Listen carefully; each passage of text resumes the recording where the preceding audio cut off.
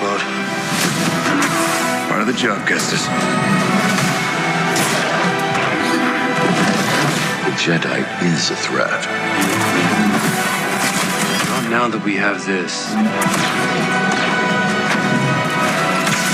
As long as we fight.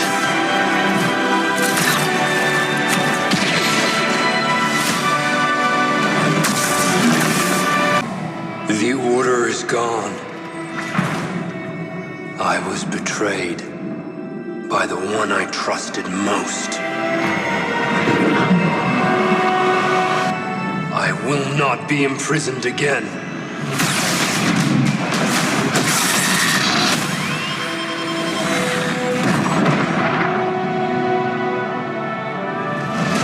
I hear you've been busy making yourself the Empire's most wanted.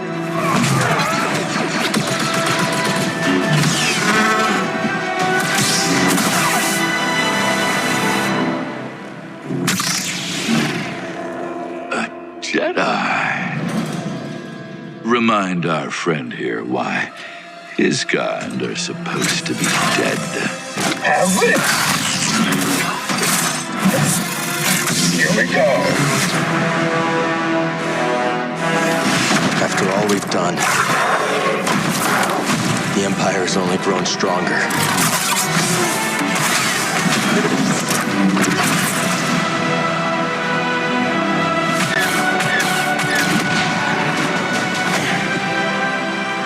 Thanks, bud. Part of the job, Kestis. The Jedi is a threat. Not now that we have this. As long as we fight.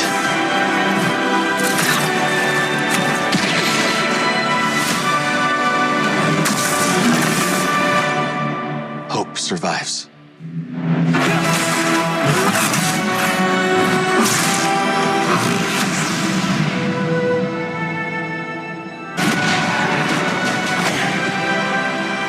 Thanks, bud. Well, you know, I think that the Jedi are a breed that, you know, we're already in very, very short supply at the, start of Jedi Fallen Order. And now with 5 years past, that situation has just become increasingly desperate and perhaps even hopeless. And so we have Cal's worldview is starting to shift as well. Desperate times are calling for desperate measures, and it becomes very difficult for him to even understand what it is that he is fighting to protect or where he should go. And so we have these huge questions that are being faced against Cal, and a lot of the setup of the early side of the game is seeing what decisions he's making and how he's making them.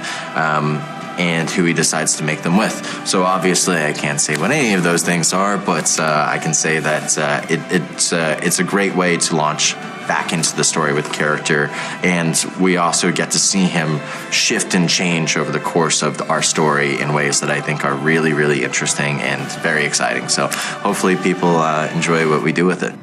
Trust only in the Force. I guess hope is a very relative term, right? You have the Empire rapidly expanding and very aggressively doing so, and expanding to even the smallest and furthest reaches of this galaxy. And I think that from his perspective, going from planet to planet and seeing just an increasingly desperate situation must be very, very lonely. I can imagine that would definitely weigh on someone. And, I think that it's interesting to see how that affects not only Cal, but also a lot of the people in his life as well, and how they choose to deal with that feeling and the situation causes dynamics to continue to shift and change. And what are the relationships and how would they be affected is one of the big questions that we're exploring in this game. I hear you've been busy making yourself the Empire's most wanted. we have a physical representation of Cal here that is more, he's more matured. He's, more rugged and kind of, he's been weathered by time and by situation.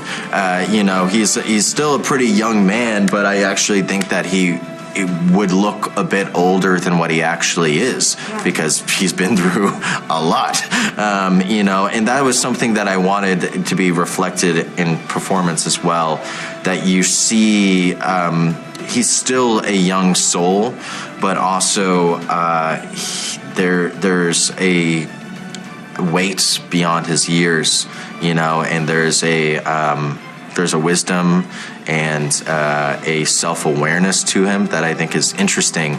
But also, you have to be a little bit, of a scoundrel at sometimes to get by in the world. You have to be a little bit roguish, and you have to know when to fight back and how to do it. And I think that Cal has his guard up in certain ways, and he always has as a character, but I think in an increasingly desperate situation, he's going to have his guard up in ways that we might not have necessarily seen in the first game.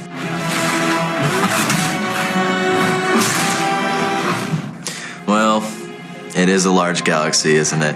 But I think, in all honesty, the most important thing for us is to make sure that Cal's story feels whole, and that we create satisfying narrative arcs amongst the characters that we introduce and create.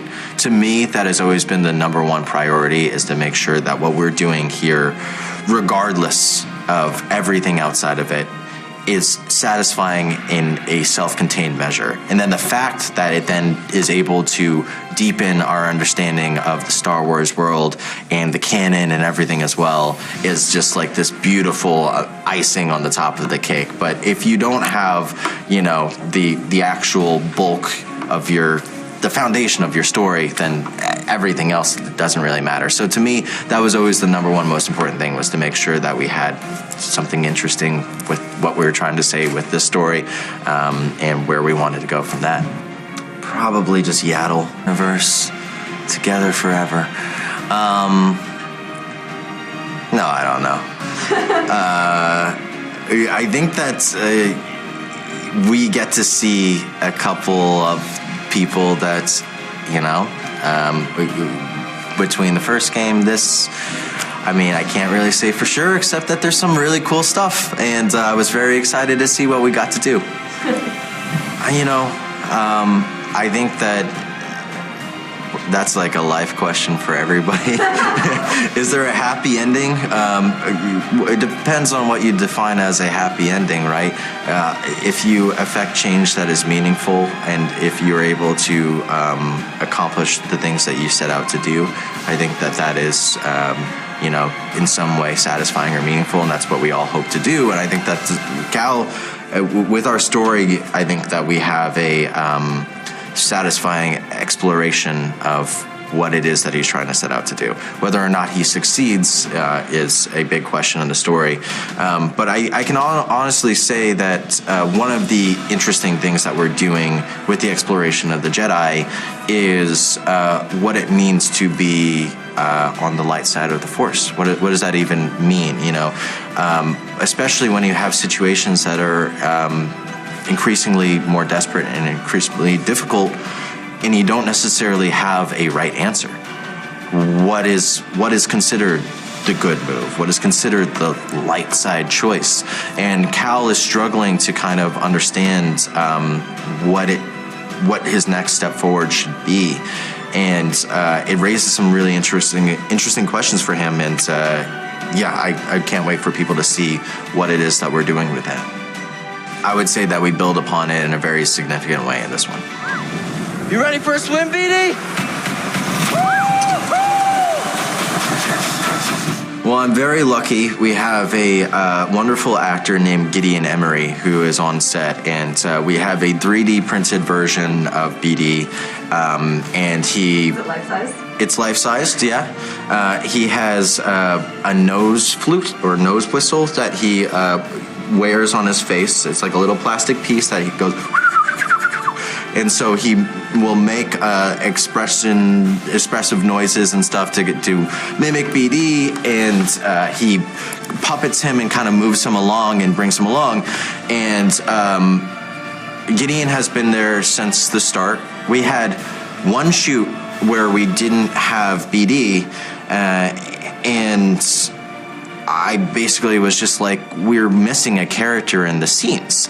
And so I was so thankful when we brought Gideon in, because it really does bring like a wonderful dynamic and energy. And like, yes, BD is a droid, but he is still like a fully fledged character.